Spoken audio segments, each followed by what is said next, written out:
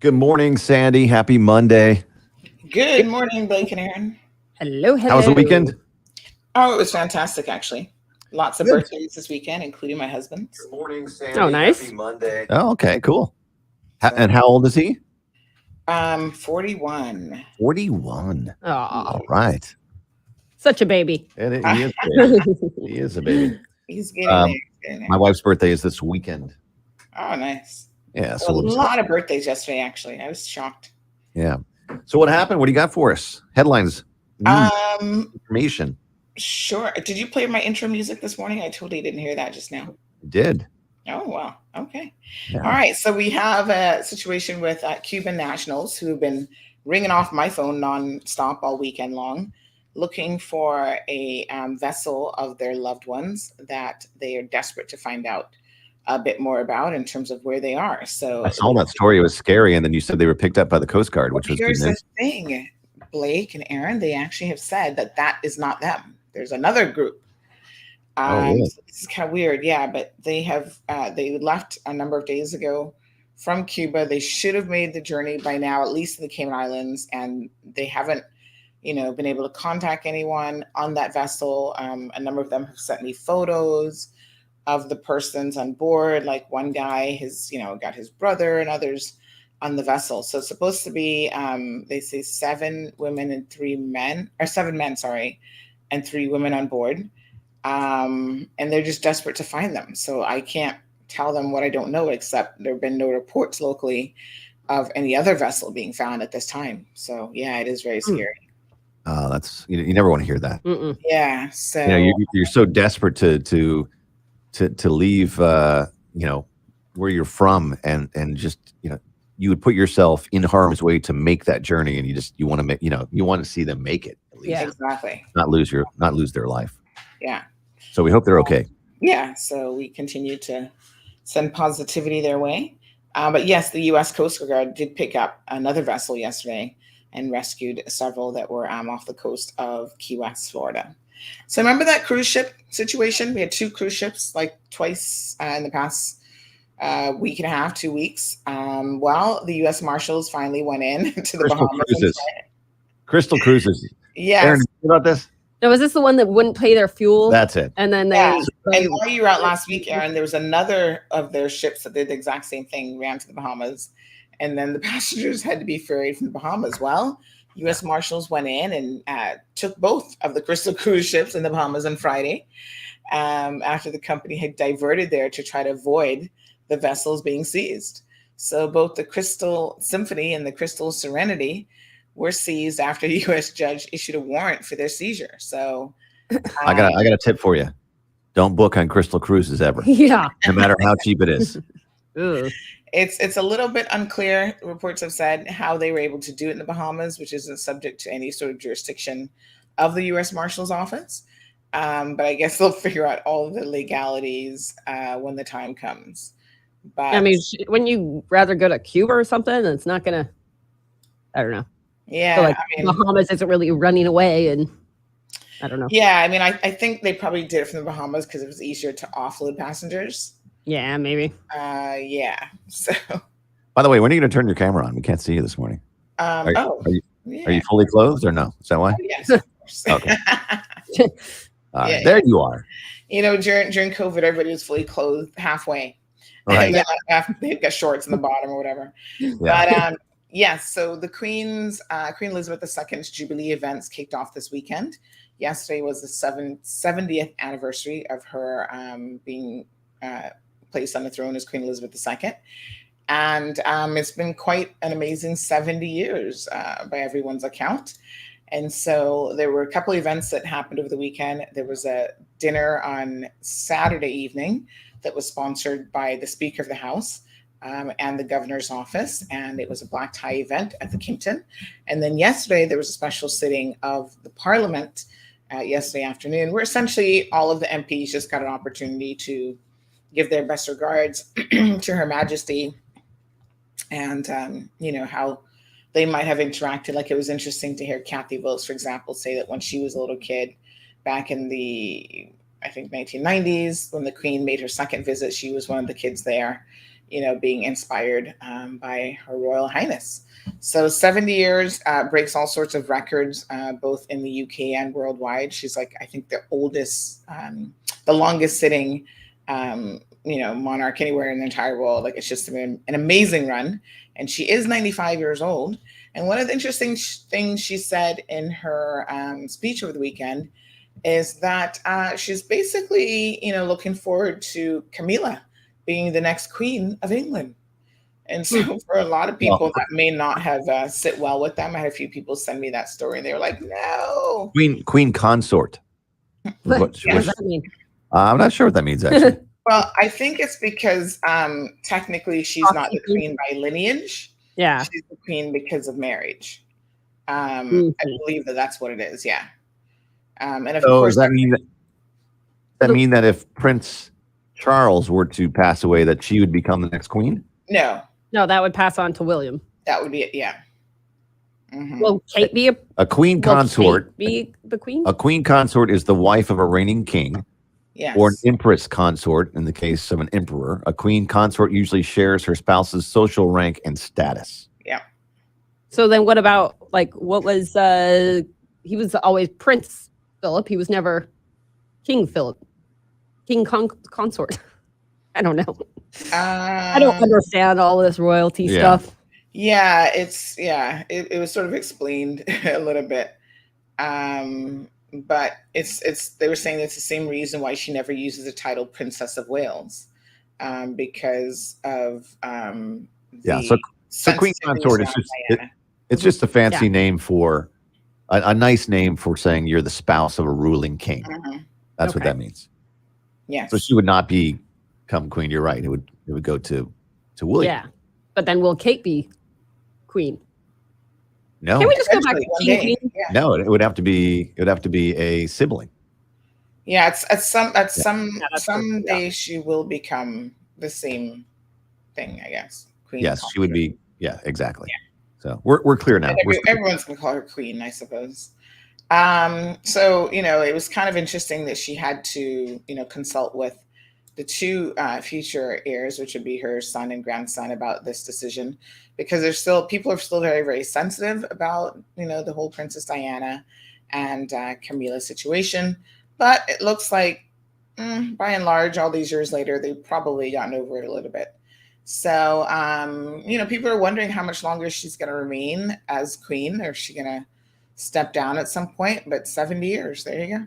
I mean, it's impressive, and if she's very, like, she seems like a lovely lady. So I think if she wasn't a lovely lady, people would probably be like, whatever. But she's been super nice for 70 years. I've liked her so far. I don't know about the whole Diana situation. I haven't watched The Queen, so I don't know really too much. But just so she just seems like a nice old lady. She could step down, right, while she's still alive, and just hand it over. Yeah. And you know what is so funny is she was never really going to, she wasn't born to be queen. Like, she wasn't a direct heir to the throne. It was only because her uncle George decided to abdicate the crown, the throne, because of love. Well, he thought he was in love at the time, I guess. Didn't he go, like, marry an American or something? And that is what then pushed her father into the position of king, and then by descent made her next in line. So imagine her life could have been so incredibly different had her uncle made a different decision. But anyway, she's definitely an amazing lady. She's seen lots of prime ministers and just world leaders all over the world come and go during her tenure. And she seems to be the glue that keeps everybody together, including the Commonwealth, which we are a part of. So yesterday was also Bob Marley's birthday, along with tons of other people in the Cayman Islands. So Bob Marley would have been 77 years old yesterday. That's crazy. Wow. I know. Too bad he's not still around. Yeah. That'd be pretty cool. Yep. But you kind of wonder, do you ever wonder when musicians die early, they're elevated to this like status? And do you ever wonder that maybe had they lived, they wouldn't have been? You know what I mean? Nah. But I mean, his music was so amazing that, you can't help but think he would have been a legend no matter what. Yeah. How many more kids would he have had? That's a better question. Yeah. So 36, he obviously passed away at the age of 36. after losing his battle with cancer, but he's left behind an amazing, just library of music, known as the King of Reggae.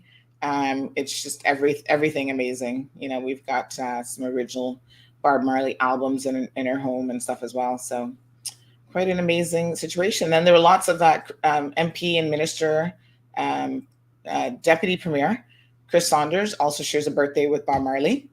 My husband Marlon shares a birthday with Bob Marley. Ooh. Sarah Sue and Keeman Brack shares a birthday with Bob Marley. There's a lot of people who were celebrating birthdays yesterday. It's kind of funny. As I was looking at my timeline, I'm like, oh, this person has a birthday as well. Well, happy birthday, everybody. Yeah, there you go. Yeah, absolutely. So all right, thanks for the headlines. We'll catch you tomorrow on the show. Thanks. Have a good one. Welcome back, Aaron. Thanks. All right. All right, folks. There you have it. Some of the news headlines this morning. Give me one quick second because it's actually going to be a short show this morning. I'm going to tell you guys why that is. But let's have a little bit of our intro song. You're now tuned in to the Cold Hard Truth, Cayman's #1 hard-hitting live podcast show, where we feature some straightforward conversations on political, social, and celebrity news and all things happening in the Cayman Islands and around the world. This show was created to give the people a voice and a means of being involved and informed without any filters. Sometimes it gets crazy, but we always keep it real. We bring you the tea, piping hot, so grab your favorite beverage and join the conversation via WhatsApp at 324-1612. Email tips@CaymanMarlRoad.com. Now, here's your host, Sandy Hill, broadcasting live from the beautiful Cayman Islands.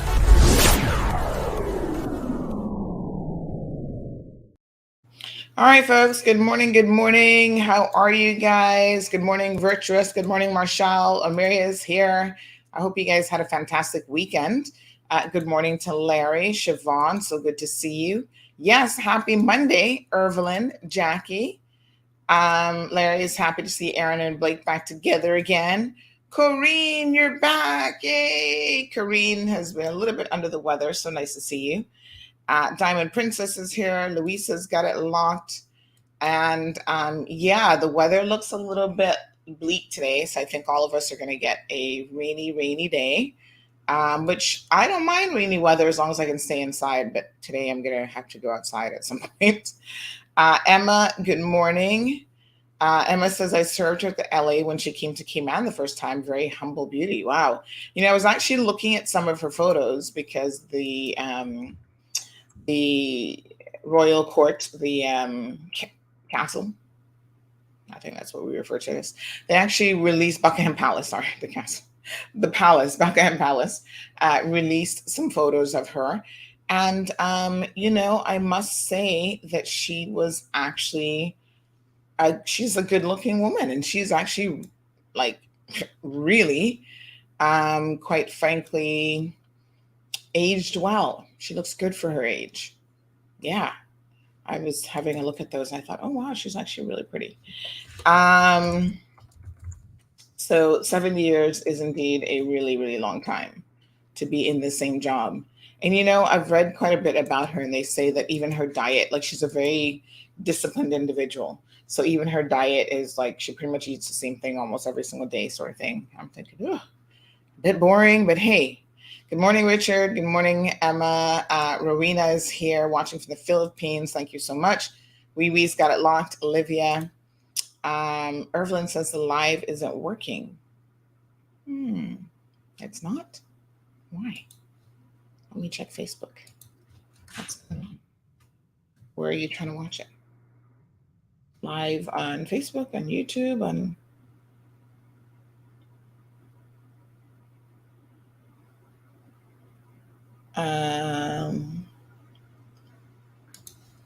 Well, I see 127 people online, a few on YouTube and Facebook, so I'm not sure. Good morning, Louie. Good morning to Pamela. Thank you guys so much. Seems to be working, Evelyn. Give me some finer details. Maybe just refresh. That tends to help a lot. So listen, it's a short show this morning. I got to be out of here probably by about 8:15, unfortunately. because it is what it is. So there's a couple of things that happened over the weekend that I do want to talk about. So some are going to spill over into tomorrow's show. Yes, I've got to take my daughter. She's trying to get into schools for September. And can I tell you, when you're a parent and you hear them say, oh, the second you have the baby, run from the hospital, like as soon as you come out the maternity ward, go straight from the hospital to register them at schools. As a matter of fact, register them while you're in the hospital on the computer. To get on waiting lists, it really is no joke, folks. I mean, the waiting list is like tremendous out there for schools, for private schools. I'm guessing there's no waiting list for a government school, but yeah, for private schools, it is, it's crazy. So we're on a couple lists and we're waiting to see. So some of these schools actually require like pre-testing. The kids have to go in and test. And I'm thinking, what are they looking for a 5-year-old? Like, I guess how much they can read and how high they can count and that sort of thing. But it makes you nervous to think that your little one is going to be like subjected to testing. Like, what kind of testing are they doing? Because you don't get to go in the room. You know, they take the little one off and then they bring them back. And then, you know, some 5-year-olds, especially in a new environment, they're a little bit uncertain. They're like, I don't know who you are.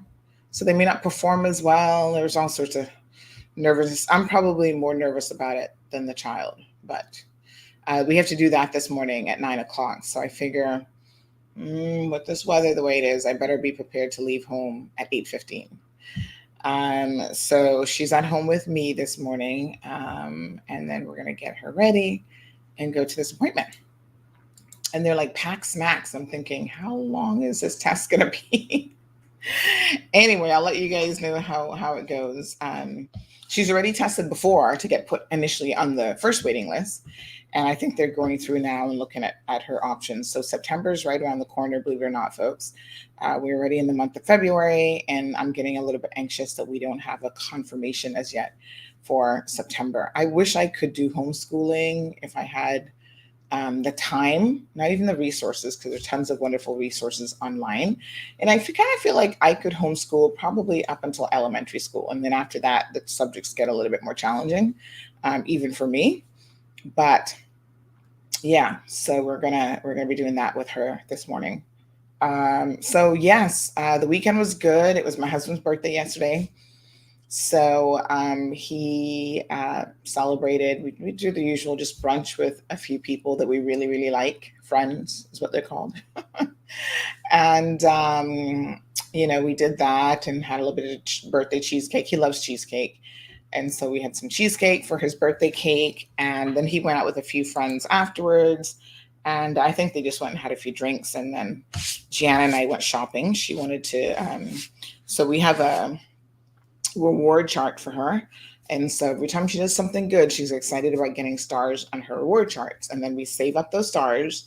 And the stars don't really, I don't have them equating to like a certain dollar amount. I know when I used to be like in high school, I was on a little bit of a reward system for my grades. So for every A, I got like so much money. For every B, I got so much money. C's were not really acceptable. So I was always aiming for A's and B's, right? So she's not quite there yet, but she gets rewards for things like chores. So she makes up her bed, brushing her teeth twice a day. She gets stars for that. And it's just something for her to look forward to. I think a reward system is a really great way of instilling a routine in your kids, instilling discipline in your children without having to constantly be yelling at them, because you'd be surprised how excited they get. Like, oh my gosh, I want to earn another star. And then what we do is we convert her stars into her being able to go to the bookstore and pick out, she doesn't ever pick out books, I'm going to be honest with you. She always wants a toy.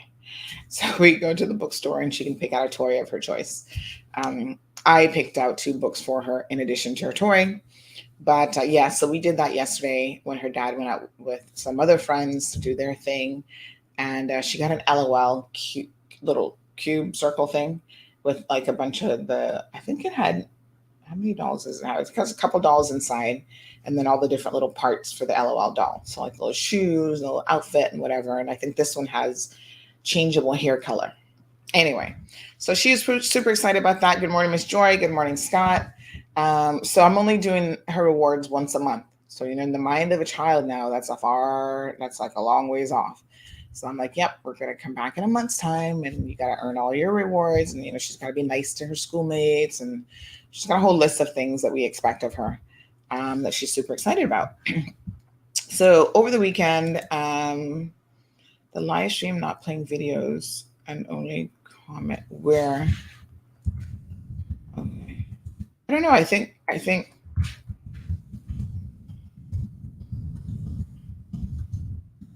try refreshing.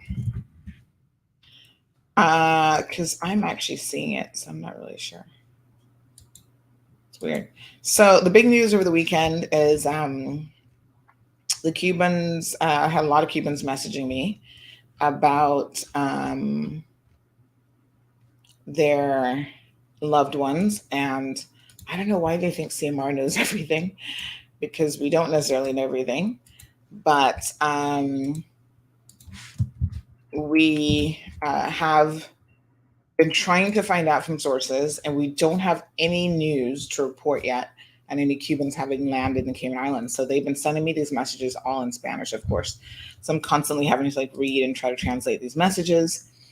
I must say that reading Spanish is a lot easier than speaking it. So a lot of times I know perfectly well what they're saying to me. And so this guy has been messaging saying that basically it was 10 Cubans and they were headed to the Cayman Islands, I think. And he actually has sent photos of like his brother and other people. Let me see if I can show you. You'll have to see my WhatsApp screen for a second here. But he's been sending, there's more than one Cuban guy that reached out to us yesterday, but here he said, this is his brother. Este es mi hermano, Luis Angel Morales Vilanius, I think is how his last name is pronounced. And then, y esa es la mujer que está con ellos. And this is the woman that is with them. This lady here, I guess, on the side. And then he says, esta es otra de las que se fue con ellos. So this is another one that went with them. So that's Adriana. These are very young Cubans, by the way. And then este es otro. So this is another one. So, you know, he kept messaging me. I think he was using this translator thing to try to say to me in English, like what he wanted to say. So he'd be like, answer, please, if you know anything. They're getting very, very desperate because they've not heard from them. So, you know, he said these, they left, 10 Cubans left for Cayman, and they've not had like basically any contact with them at all. So he kept calling, as you can see, kept calling. And it looks like more are coming. So he makes mention of the 30th of enero, which is January. So, and then he's like, oye, respondan, which means oye is like, listen, can you respond? So yeah. So he says that it's basically 10 persons, 10 of them, 3 women, 7 men.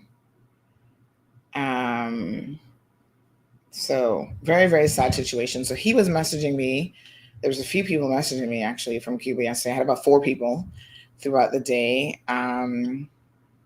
Their area code, I guess, is 53. So let me show you. +53. So yes. Oh, hold on. Here's another one. Yesterday as well. There's another one. Oh, that's the same one, I think. Then there was this one.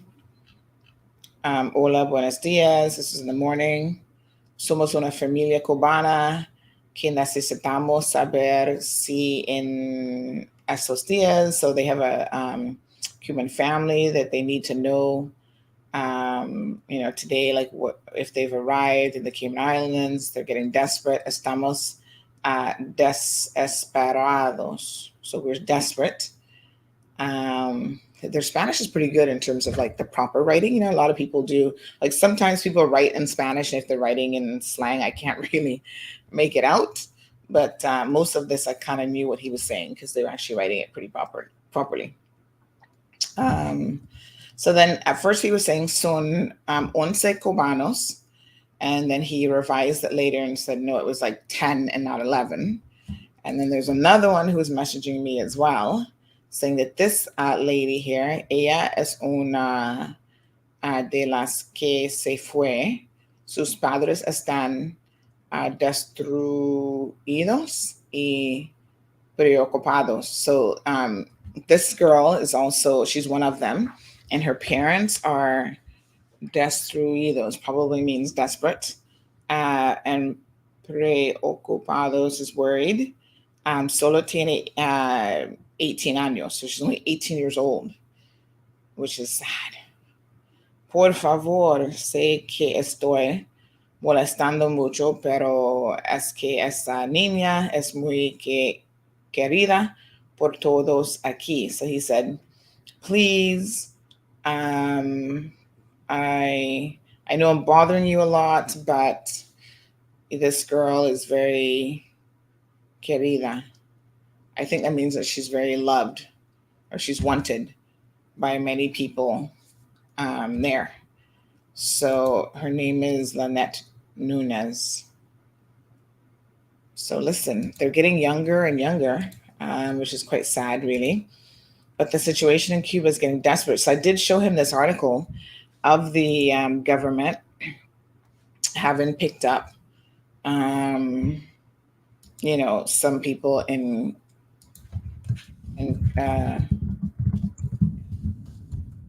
having picked up some people in Cuba yesterday, in Florida, off of the coast of Key West, and their vessel was actually sinking, by the way. And they were able to rescue them. And so they're saying that that's not them. I was like, well, this is them. They've rescued them. And they said, no, that's not them. So I don't know. I don't know where they're at, folks. It's really quite sad. But apparently the Cuban government has repatriated immediately, which is crazy. I mean, how did they get them back to Cuba so quick? But they repatriated 6 of them immediately of the 10 that they rescued from this sinking vessel. And then 4 of them had to require, I guess they had to go to a medic because they required medical assistance. But yeah, I showed them that and they said that's not the 10. So there's more out there. Listen, they have been leaving at an astonishing number. We've had 12 this year alone and quite a few last year, but I think we have almost 50 in custody at the moment waiting repatriation.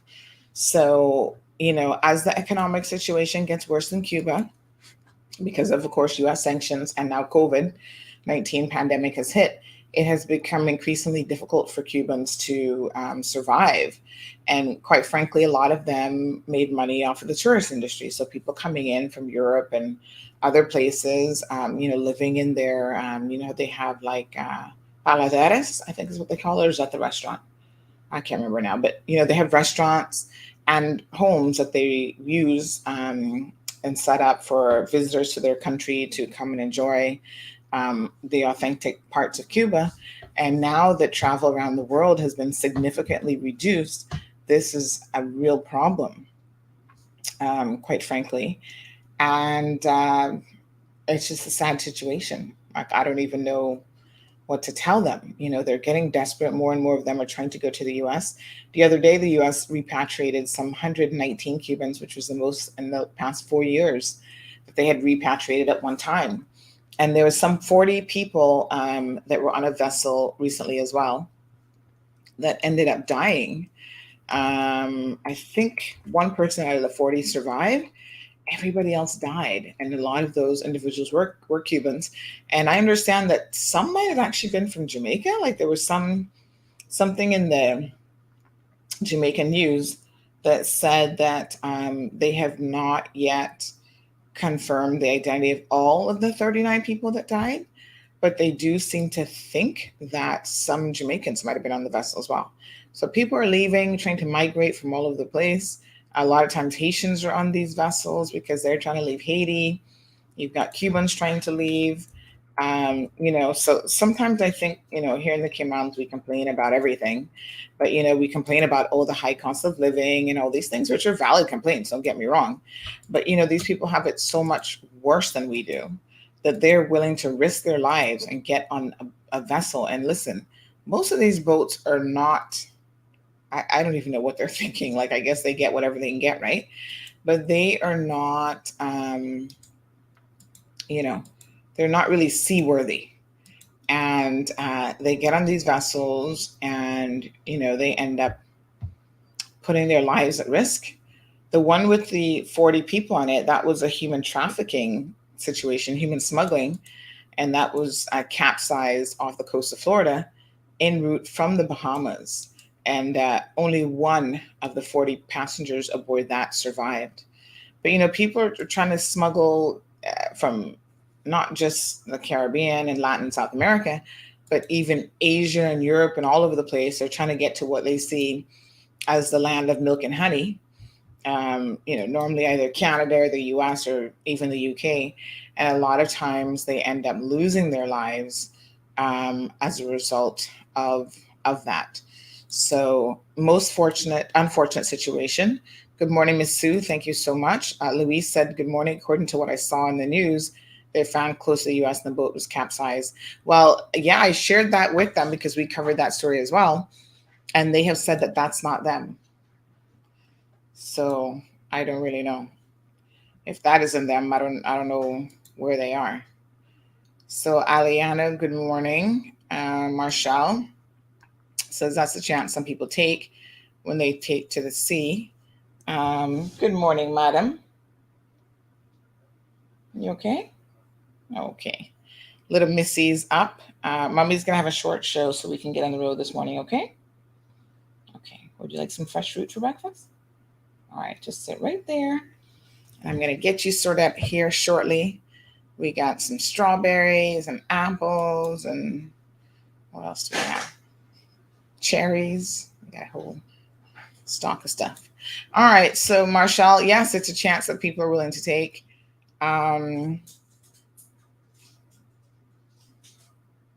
Good looking honky says, hi, Peter North here. Old adult film star. I feel really bad for those people. Peter North, never heard of you. Sorry. I don't really know adult film stars, but okay. Ms. Sue says it's just really sad for Cuban people who are so desperate.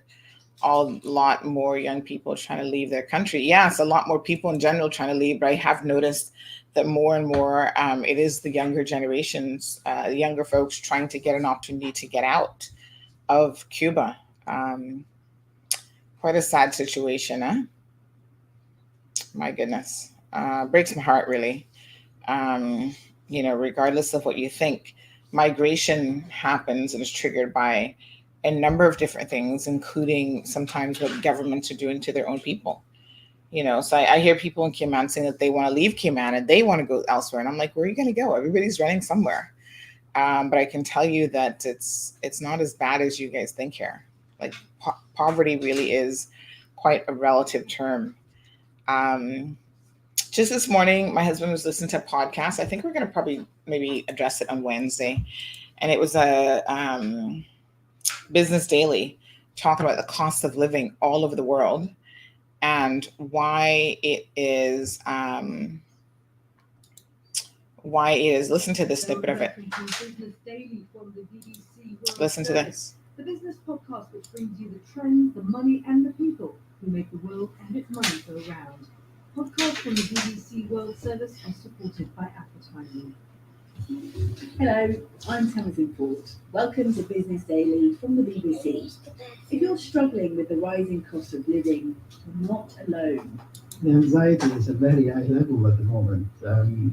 I really hope these prices are just momentarily up and then they go down, because this is going to be unsustainable for the future.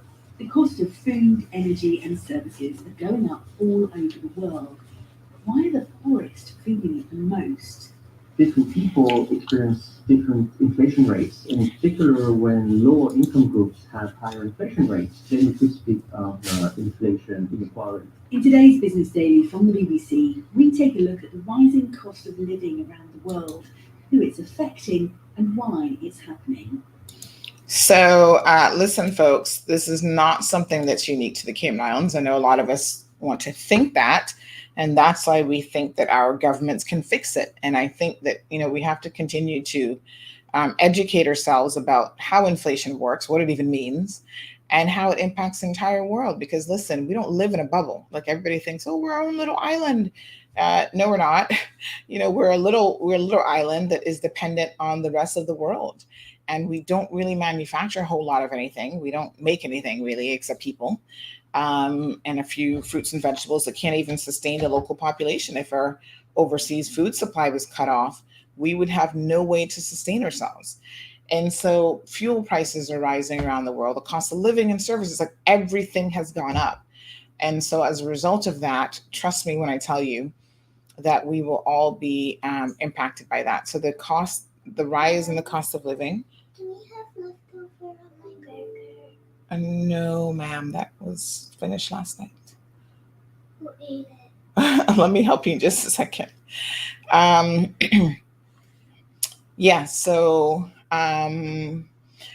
So these are the things that impact all of us. I think maybe by Wednesday we'll have a chance to talk about that. So like I said this morning, it's going to be a short show because I've got to get this little one ready to go to her testing. And I've already heard the traffic out there is horrendous. Sometimes it pays to wait later to deal with traffic because then it tends to dissipate a little bit. But I kind of feel like this is one of those mornings where the traffic is going to be really bad for a while. So I'm going to go and get her ready and kind of head out. But tomorrow's show, let's talk about court cases. So over the weekend, we reported on a lawyer who was refusing to pay her legal bill. Her name is Kadisha McLean. So I'm assuming she's married to McLean. And that's who she ended up divorcing. And the responses to her story were very interesting because people seemed a little bit confused about why were we reporting this. So let's talk about that tomorrow. That may take up a good portion of the show because I actually want us to look at the judgment itself and talk about why that judgment is, it's raining, I know. And we're going to talk about why that judgment is actually newsworthy. And so I'll get into all the nooks and crannies of that tomorrow. And then we'll do maybe a little recap of some of the weekend events tomorrow as well. So because of the rain and everything else, I'm going to go ahead and head out a little bit earlier if I can to get on the road. And I'll let you guys know how her appointment goes today. Hopefully it all goes well. All right, folks. But thank you for tuning in. My apologies that it was a short show. Emma says, trust me, Cubans are struggling to get food now. It's terrible. Will soon be as bad as Venezuela. Wow. Heartbreaking. Don't know why we're not doing more with so many family connections there. They're not all like the ones that caused the scene at the government admin building. We have so much room be grateful for here. I agree, Emma, but when you say that we should be doing more, it does beg the question of who should be doing more. Are you saying the government should be doing more or family members should be doing more? Because there are a lot of people here who also are struggling, not at the level of people in Cuba. Like they're not necessarily without food. Most people here are eating just fine. But people are having their own struggles trying to pay mortgages and keep roof over their head. They're having issues trying to find apartments and this sort of thing. So I think, unfortunately, whilst their struggle is nowhere near comparable to what the people in Cuba are having to face, a lot of people here are having difficult times. And there's so much uncertainty around the world that you find that people simply do not want to overextend themselves, not knowing what tomorrow may hold. Like we just don't know what other variant is around the corner. I saw Australia is finally reopening for the first time after 2 years of being shut. They're going to try reopening their borders. They haven't even reopened yet. So there's a lot of uncertainty, but maybe we can continue this conversation a little bit more tomorrow, Emma, in terms of what more we can do. So James and Louis says it's actually pouring in town, not a drop in West Bay. I always find that West Bay tends to be a lot drier than anywhere else. So yeah, not surprised. Okay. All right, folks. So thank you for tuning in. Short show. Tune in tomorrow morning. And Sue says poverty and people struggling all over the UK as well. Maybe food is cheaper, but there's cost of living going up a lot with heating bills of all kinds. Yeah, the cost of living is going up everywhere, right? So although our cost of living here is high, even if it was lower in other places compared to us, for them and their salaries and taxation and other structures that they have in place, it's going up for them as well. And it's having a real impact on their lives. All right, folks, everybody, please have a pleasant day. It is raining out there, so I encourage you to drive cautiously and safely as possible. I actually had a dream that I got a ticket last night for making a U-turn by Cricket Square. That was a little bit too crazy. So I myself will be mindful, because normally my dreams tend to be premonitions of something. So trust me, I'm going to be extra careful on the roadways today. And I encourage you all to do the same. So I'll see you guys tomorrow morning. Thank you for tuning in to another edition of The Cold Hard Truth. Make sure to check Facebook for showtimes and more information and the latest news at CaymanMarlRoad.com. Subscribe to our IG and Facebook pages to get the latest happenings.